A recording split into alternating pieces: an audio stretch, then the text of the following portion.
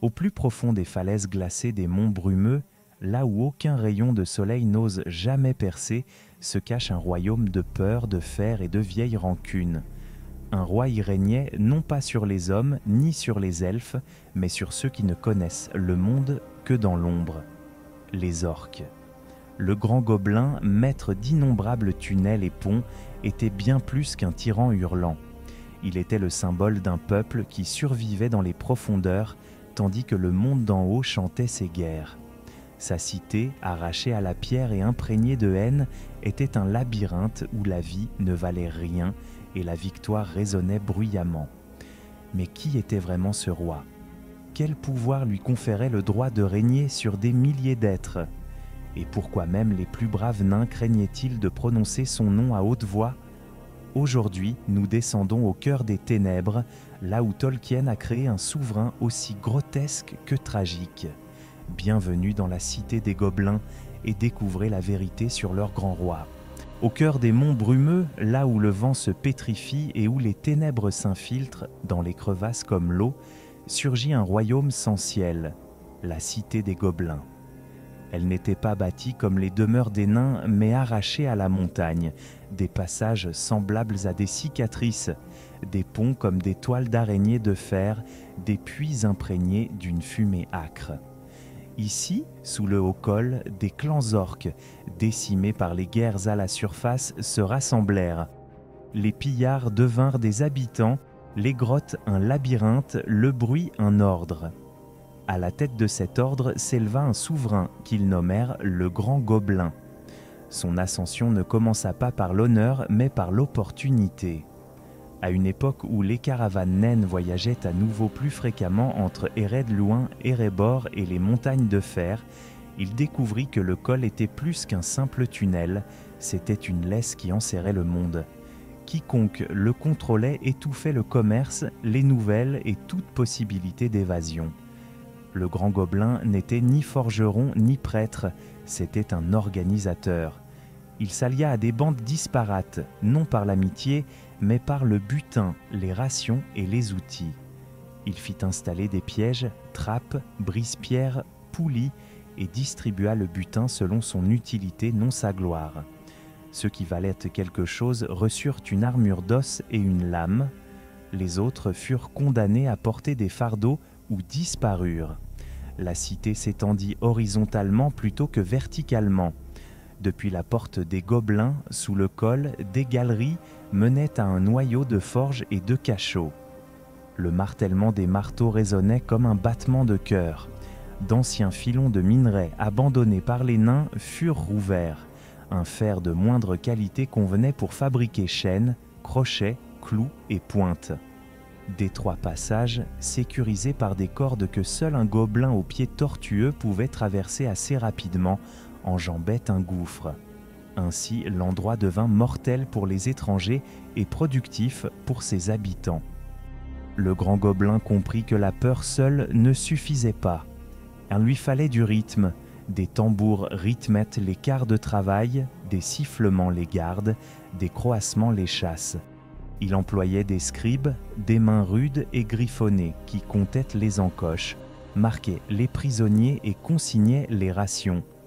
Il tolérait les chamans et les éclaireurs, mais limitait leurs effectifs pour éviter qu'aucun ne devienne trop puissant. Son trône était une plateforme surplombant une fosse, symbole et avertissement. De là, il observait le cours des choses, torches, cages, proies, conflits. Il intervenait lorsqu'une étincelle d'ordre menaçait de s'éteindre et disparaissait dans l'ombre lorsque la machine était en marche. L'inimitié façonnait la cité. Les nains étaient la cible principale, non par philosophie ancestrale, mais parce que l'acier et les outils forgés par leurs mains étendaient le royaume orque. Les humains et les rares sentiers elfiques souffraient également, mais les montagnes offraient des pistes naines que les gobelins empruntaient. De temps à autre, des rumeurs parvenaient de Gundabad. Des émissaires apportaient messages, propositions commerciales et menaces. Le grand gobelin écoutait, hochait la tête, mais son regard restait fixé sur le col. Gundabad était une bannière, le col un trésor. Celui qui contrôlait le point de passage régnait. Les légendes gobelines le disaient invulnérable, plus vraisemblablement difficile à atteindre. Physiquement massif, certes, mais entouré de lances, de leviers de pont et d'un réseau d'yeux qui sentait le moindre pas. Il méprisait le monde de la surface car celui-ci avait besoin de lumière. Son peuple, lui, n'avait besoin que de recoins, d'anfractuosités suffisamment perçantes pour y survivre. Ainsi naquit la cité des Gobelins, par nécessité et par calcul. Elle était laide mais fonctionnelle, cruelle mais stable, un état souterrain dont les lois étaient des tambours, les impôts, des pillages et le calendrier, des raids. Et le grand gobelin, sur son piédestal, était moins un roi au sens noble du terme qu'une étau qui maintenait le tout en place. Tant qu'il respirerait, le col coulerait entre ses mains, et tant que le col restait ouvert, les montagnes brumeuses avaient un maître qu'on ne pouvait voir, mais qu'on sentait, à chaque pas sur les sentiers étroits entre l'ouest et l'est. La cité des Gobelins n'a jamais été un havre de paix. Elle prospérait grâce au bruit, à la violence, à l'écho incessant des marteaux frappant le métal.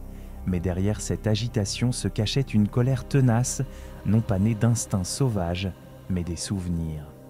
Les Gobelins n'oubliaient jamais à qui ils devaient leur souffrance, aux nains qui leur avaient jadis arraché les tunnels les plus profonds.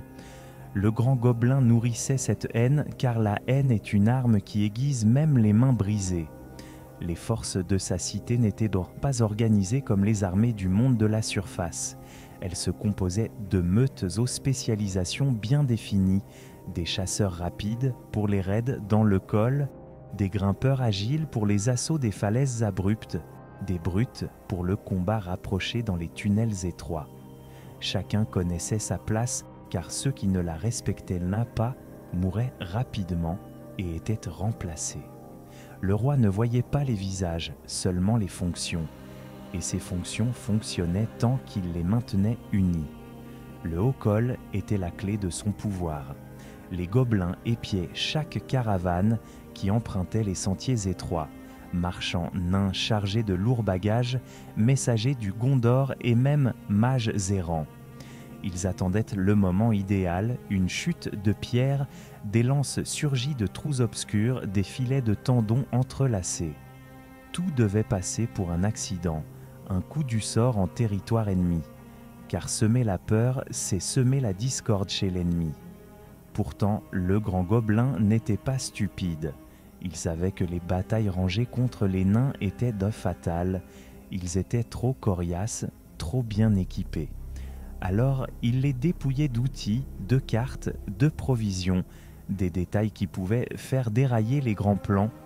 Chaque retard dans la montagne était une victoire. Et chaque nain abattu rappelait que les gobelins étaient loin d'être aussi faibles que beaucoup le croyaient. Dans sa salle, une vaste caverne percée d'un gouffre en son centre, le grand gobelin tenait audience. C'était un spectacle d'intimidation. Des torches projetaient des ombres déformées sur sa silhouette massive, sa bouche tordue, se figant en un rictus haineux à chaque ordre. On faisait défiler des prisonniers devant lui, on les raillait, tantôt on les gardait comme monnaie d'échange, tantôt on les jetait au sol sur un coup de tête. Chaque instant renforçait son autorité. Car rien n'impressionne plus les gobelins que celui qui peut commander la mort sans verser lui-même son sang. Pourtant, sous le brouhaha de la ville, une peur sourde persistait. Des rumeurs circulaient, des éclaireurs de Gundabad annonçaient de grands événements, de nouvelles armes capables de rivaliser avec les forges ancestrales de Morgoth. Les ténèbres de Sauron se lèveraient à nouveau. Le grand gobelin écoutait et riait.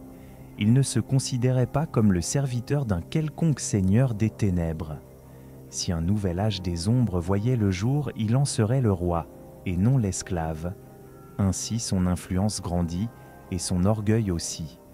Il commença à croire que les montagnes lui appartenaient à lui seul. Il s'était persuadé que même les nains, qui avaient lui passé des siècles à creuser des tunnels, ne pourraient ni plus dominer la pierre.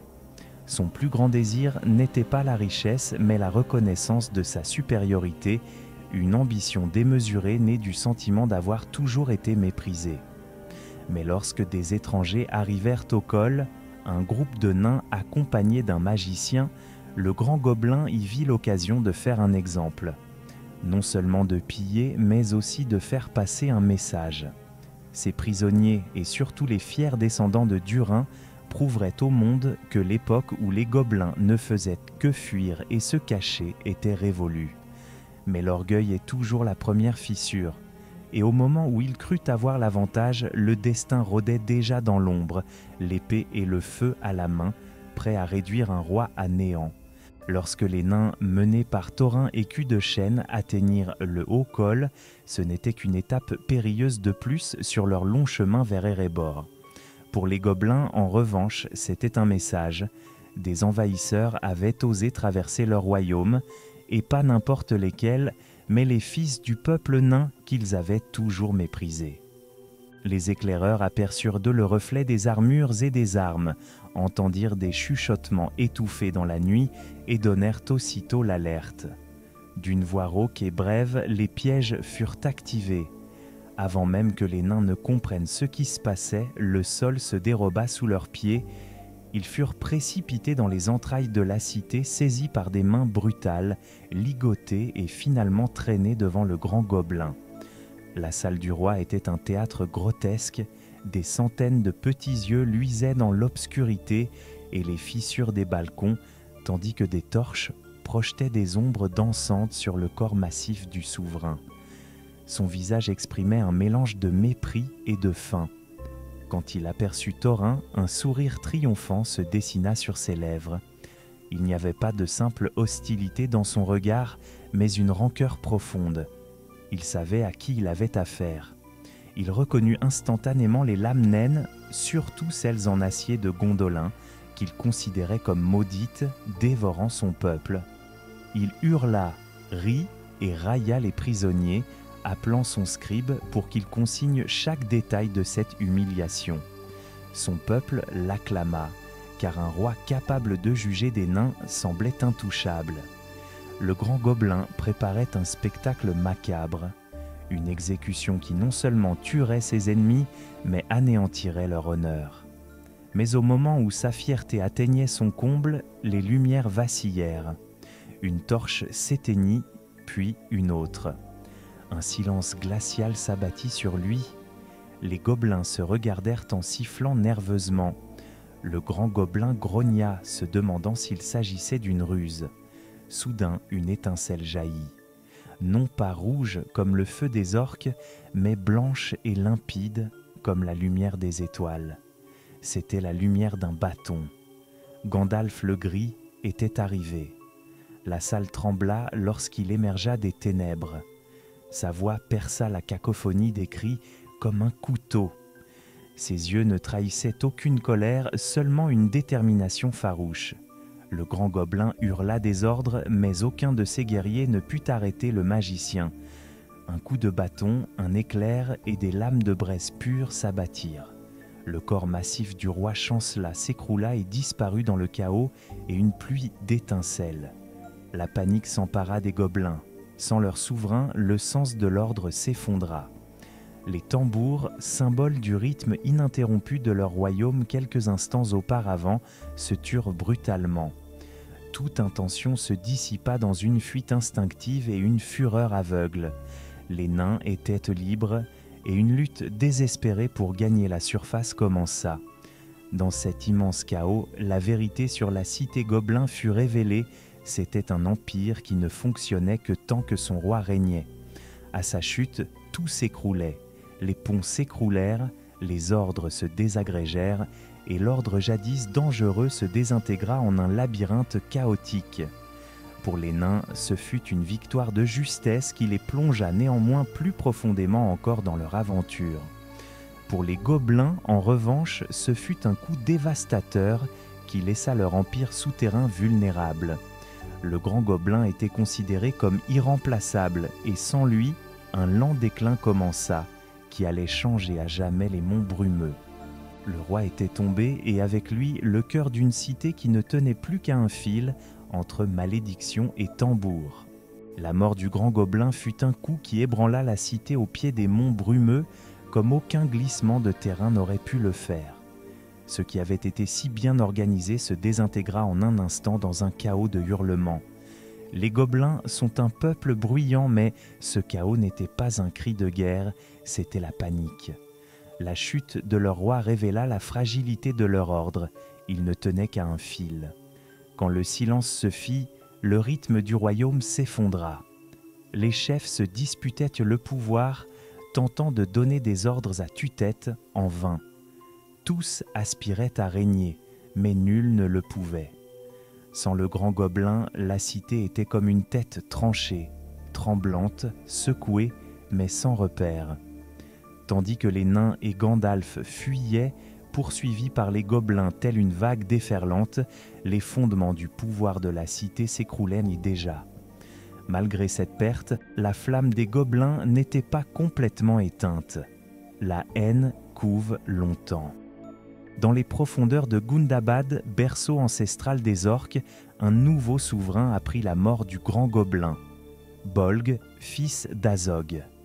Chef de guerre à la vision plus froide que celle de son père, Bolg y vit une opportunité. Là où d'autres ne voyaient que chaos, il voyait une armée.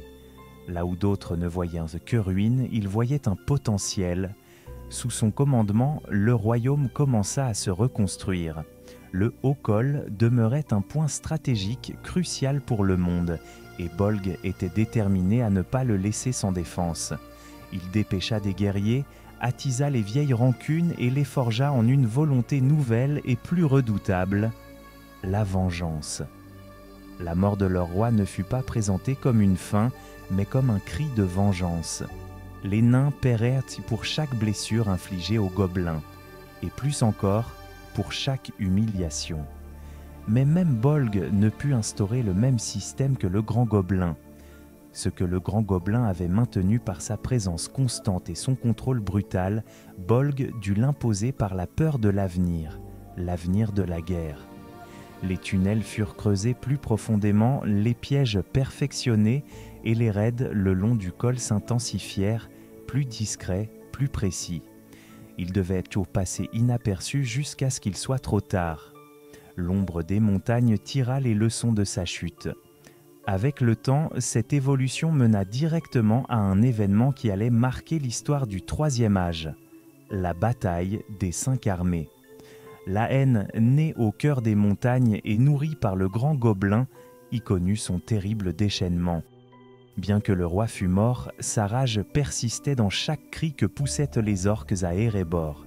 Mais après cette bataille, lorsque Bolg fut tombé et que la victoire revint au peuple libre, un lourd silence s'abattit sur la cité sous le col. Jamais plus elle ne retrouva la puissance et la structure qu'elle avait connue sous le règne du grand gobelin. Elle demeura un lieu de terreur, certes, mais plus un empire. Un simple refuge pour les rêves brisés dans les ténèbres. Le grand gobelin n'était ni un héros, ni un sage. Dans les récits du monde de la surface, il demeure un monstre, un obstacle, un nom vite oublié. Mais sous les montagnes, il était un roi qui régnait sur un peuple que tous les autres avaient banni. Son pouvoir ne résidait ni dans l'honneur, ni dans la sagesse, mais dans la simple survie. Dans un royaume que personne ne désirait, il forgea une sorte de trône. Sa mort révéla ce que beaucoup ignorent. Même dans les ténèbres les plus profondes, une structure existe. Même les parias construisent, planifient et gouvernent. Et lorsque leur centre s'effondre, un monde entier s'écroule avec lui. Le grand gobelin ne laissa aucun héritage de pierre ni de champ. Son héritage fut la peur et le rappel que les ténèbres des montagnes ne dorment jamais vraiment. Chaque voyageur qui franchit les cols aujourd'hui porte en lui un malaise silencieux. Car quelque part, dans des crevasses et des puits oubliés, résonnent encore les tambours jadis battus par un roi pour que le monde ne l'oublie pas. Et parfois, lorsque le vent siffle à travers le col, on croirait presque qu'un trône brisé tout en bas continue de réclamer ce qui lui appartenait autrefois.